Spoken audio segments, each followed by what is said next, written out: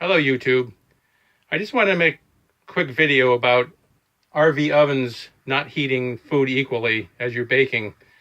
It's well documented that this is a problem with almost all RV ovens, and many people use the solution of buying a pizza stone. I had the same problem with our RV the first time we used it, and I went to Walmart to buy a pizza stone and I couldn't find the right size. So I remember seeing another video about air bake pans, which is basically a 2-layer pan with a little bit of break in between the 2 layers that has air in between. And this basically acts as an insulator so your food doesn't burn. Anyway, I got that same idea, and I did find a pizza plate at Walmart for $3.88. And I decided I would try it because I couldn't find a pizza stone where I was.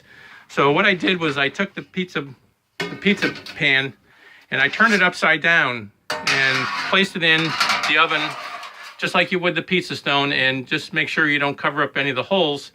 And because it's upside down, there's a gap of air in between, and I baked some cookies in there and they came out great.